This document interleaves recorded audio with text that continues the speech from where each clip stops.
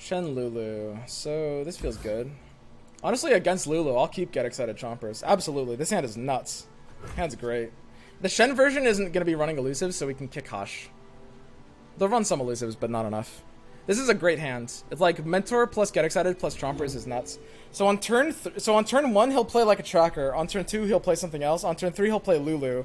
On turn 1 and 2, I will skip both of my first 2 turns. But on turn 3, I'll play Mentor plus Get Excited, discarding Chompers. And then turn 4, I'll attack in with Mentor, buffing Chompers to a 2/4 challenger and kill whatever his 1-drop was. But his Lulu should die on turn 3 from the Get Excited Chompers. And then we've got Chompers Mentor, which is great. So the one thing is we need to do the Chompers Mentor. So here's the problem. If his card is Fleet Fry the Tracker, we need to deal with the Lulu by using Get Excited, but we have to do that before his attack, which means we're going to have to Chompers and let the Chompers die to the Tracker, which is bad. So if his card is Tracker, we actually have to let Lulu attack and buff the Tracker. We have to eat the damage, and then we have to kill the Lulu during combat so that next turn, turn 4, we can Mentor plus have the Chompers that survives, and then kill the Tracker with the Mentor Chompers. So we actually have to let the Lulu attack damage us. That's really interesting. If it's Tracker. If his 1-drop is something else, then it doesn't matter. Looks like he doesn't have a hand.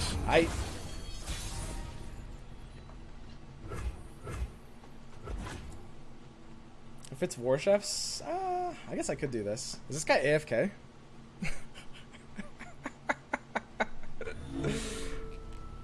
Dude, what on earth? Man, imagine we're overthinking so much. We're planning it all out, and this dude is literally AFK.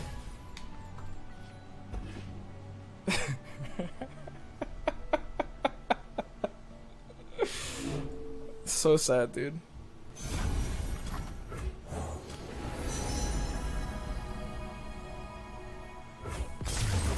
Alright, seems good. Nice game, bro. God damn it. All for nothing. Would one more Guitar Splitter be more stable in board presence? I don't like the Guitar Splitter here. Not more than a 1-of, I think. It kind of like, the way this deck loses is games like we had against Spiders, which are like basically ones where the opponent's in our face really, really early. And because you have so much draw here, the 1-of becomes pretty reliable. So I like one Guitar Splitter. Ashe Sedge. So I like keeping this. You always keep the Solari Priestess no matter what, for sure. Against Ashe, you get some value out of keeping Get Excited if you have a discard target. I might do this. The one downside of doing this is without a 1-drop, sometimes Glory Seeker punts you in the face for 2 on turn 2. This was a misplay. I was supposed to keep the 1-drop because of that. Like sometimes we literally just take like 6 damage here. And I shouldn't give that an opportunity to happen. It's just dumb.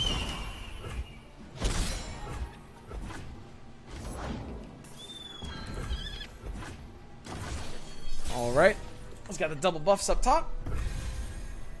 So Solari Priestess, what's the 4? It doesn't really get anything I would use.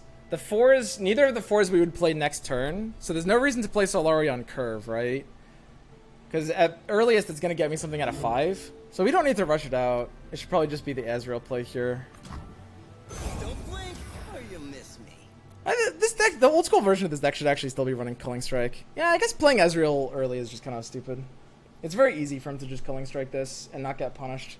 Like, this deck has punishment, but if we're at 3 mana, he should feel pretty safe to Culling. So this was a misplay. Guess I'm just supposed to, like, Mentor pass? I don't know. I have a very awkward hand here. Yeah, this is why we can't run 2 Mind Splitters. Like, imagine if this hand was 2 Mind Splitters, we would just already be lost. One's great, though. One's amazing. Alright, this is actually a sweet draw. So I think we probably have to try to kill the Ashe right now. That's going to be Static Shock and Get Excited. The one downside is at 1 mana he could have Elixir of Iron, and we would kind of lose if that happened. But we're kind of off to a rough start. I think we just have to kind of ship it all in already. The one thing is I'm actually not sure what I want to discard with Get Excited.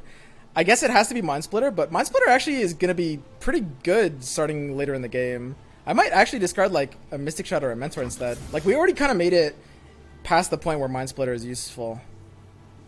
Or useless. Let's go ahead and do this. The thing about his deck is, I know it seems kind of weird, but Mystic Shot's actually not that useful. He doesn't run things that have like 2 HP, right? Like when you think about it, maybe it's like a Glory Seeker that got single buffed from Omen Hawk, but Mystic Shot, even though it's a great early game stabilizer, he doesn't really run things that have 2 HP. And Mentor's proactive chump blocker, that also makes the Improbulator a little bit better. So I feel like there's value in keeping it here. I got a Solari Priestess now. I think it's really important to note that we didn't have to play it on turn 3. Do not feel rushed into playing Priestess early, because she's never going to give you anything you need that early, but she can give you a lot of things that you're going to want on like 5 or 6. So we do need to play her now, because if we got the Sisters, then we'd love to play the Sisters on 6. Comet's interesting. I don't super love it here. He could have like a big buff Sejuani. It's probably Comet. It's probably Comet, yeah.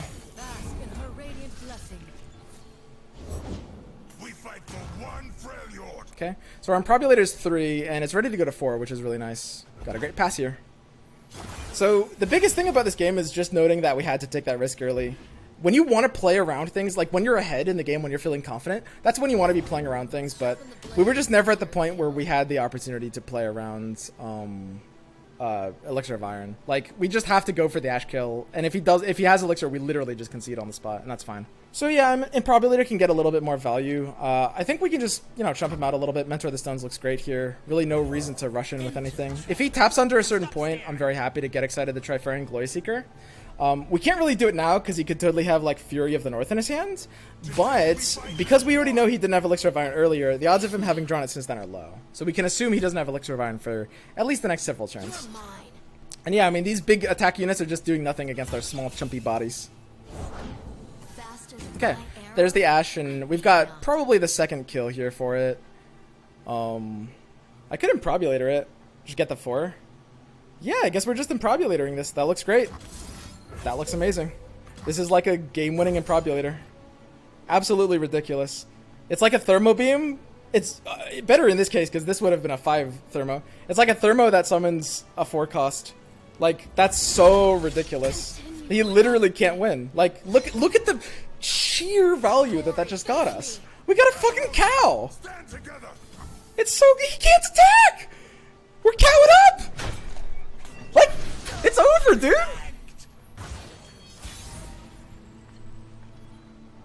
So Chompers is pretty sweet here too. We don't have the Mentor anymore, which makes Chompers a bit worse. So he's got a few buffs that are missing. Actually, he doesn't have many, but he could have a decent sized Sejuani. If his option is Sejuani, we do kind of want to be able to kill it while he's tapped under. And we're just playing like pure reactive here. So we have a few opportunities. I think I like taking the Mystic Shot on the Glory Seeker. If we threaten it now, what that means is, first of all, if he's running Trifarian Assessor, killing it now is really nice because that means he gets to draw less. And second of all, if he has a way to keep the Glory Seeker alive, we know it's not Elixir of Iron, so it's going to be something that gives it attack too, like Fury of the North, which means we're forcing it out on a defensive turn, which is also really great. Okay, yeah, Troll Chant. He drew that off the top, and that's totally fine for us because he wasted that half of the effect too. So, this is pretty interesting. He kept the card alive. The question is, if it is Trifarian Assessor, I can really hurt its ability to get value by just taking the Get Excited right now and finishing off the Glory Seeker. And I think that's exactly what I'm going to do. I think I'm very happy just not letting the Assessor draw harder. Seems good. Like, the point... So when you look at this game, the way that his deck needs to win has kind of been stopped. He needs momentum, he needs tempo, and he needs to not run out of tools, right? We have full health, and he's down to 3 cards in hand. This is amazing. This is even better for us. Beautiful. So he has 3 cards in hand, which means the only way he can win now is by being able to replenish those options, right? And that's Assessor. So if we stop the Assessor from going off, if we assume he has the Assessor, then we're just very safe and we beat everything. So take a look at what happened this game. This is like a really, really, really, really important mentality to develop. On turn 2, or sorry, it was turn 3 when we went in for the Ashe. When we killed the first Ashe, we had a bad start and we had to take a risk to be able to win the game. And 3 turns later, literally like less than a minute later, the position is completely flipped. So when you're really behind, you need to take a risk and go all in like that. But we were so far ahead, literally like a minute later, that now we're playing insanely safe. Because when you're ahead, you assume they have it, and when you're behind, you kind of assume they don't, right? That's how you have to think about the game. So even in that minute span, the way we were like strategizing our plays completely reversed. And it's really important to like think about that element of the game as a player. So he's super dead. I can honestly gem this up too, which is kind of funny. If I want to kill the Omen Hawk, I don't think I could care. So he has the Harsh Winds here. That's good. And now when he Sejuani's with his 6 remaining mana, we can just go ahead and kill it with Meteor. He might Sejuani on the offensive turn. Ooh, that's pretty scary. All right, all right. Okay, so that's really interesting. There's not really good counterplay I can do to that. That's actually a pretty scary play. Okay, so we're definitely going to need to draw Ezreal at this point. We can Thermo Beam to kill off one of these, and he's still out of resources, so he still should be pretty good. Like, we can kill off his 2 remaining units and then just stall it out. But he has a bit of a chance now, so let's keep that in mind. We could have Guiding Touch there and tried to draw into something. Yeah, there were a couple things we could have drawn into that would have saved us. The only problem with that is I might want to, like, Comet Thermo to keep his board and arrow. I think if he has a second Assessor, it's actually pretty important that I kill his Hearthguard. Yeah, I probably should have Guiding Touched myself to at least give myself the opportunity to draw into something. I can't use Comet Thermo because he could have a Sejuani and then I'd have no answer, and that would be too bad. And I want to kill the Hearthguard, which kind of means touch myself and then Thermo Beam. So I should have touched myself there. I messed up. Because I could have drawn into like Hush or something that would have kept my unit alive. So that's a misplay. Very, very happy with Spacey Sketcher. It's a great draw here. We didn't, of course, these gems doing nothing for us. Crescent's super amazing. Absolutely great card here because he needs to develop into his attacks, and his win condition is just, you know, playing a little bit faster. So we can just go ahead and do this here. There's no reason to like gem first. There's this weird like, oh, gem first for mana efficiency, but mana efficiency doesn't matter at all. So we're going to keep his 5 attack units low in case he has a second Trifarian Assessor. And again, the odds are long, right? But we're ahead, so we play around long odds. We're ahead, so we assume the worst. And we can go ahead and Ezreal now. He shouldn't really be able to threaten this in any meaningful way. Second Culling Strike. He could have Reckoning, actually. I don't know. The awkward thing about this is, like, there's not really ways I can play around either. Like, I can't slow play the Ezreal, right? So he goes in for a big attack. Yeah, I guess there's no reason not to block like this. Because, like, if I wait on the Ezreal, what's going to happen? Like, if he has Reckoning, he'll do it later anyway. If he has, you know, Culling Strike, that'll happen later as well. So, he takes an attack that basically trades down the board. And we have to think how he's going to win this game. It's actually possible that he attacked with Reckoning in hand, and he wanted us to commit deeper for the Reckoning value. I actually could just obliterate this, because there's a weird play pattern that he could be doing that obliterating this right now would actually save us from.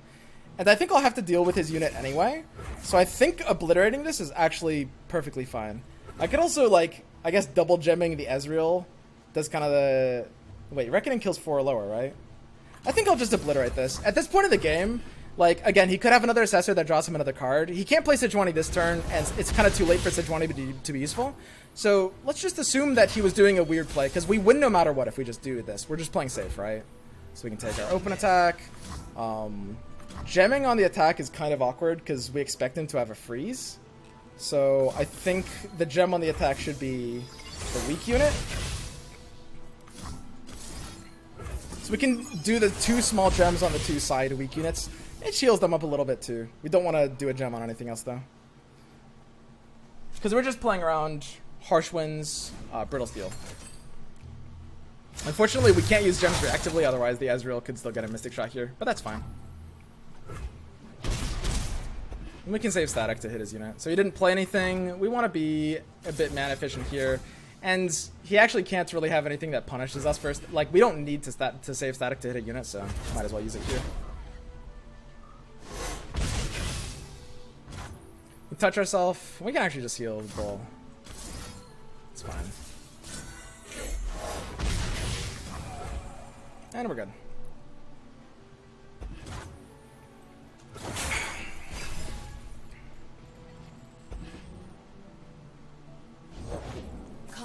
from the savage cold.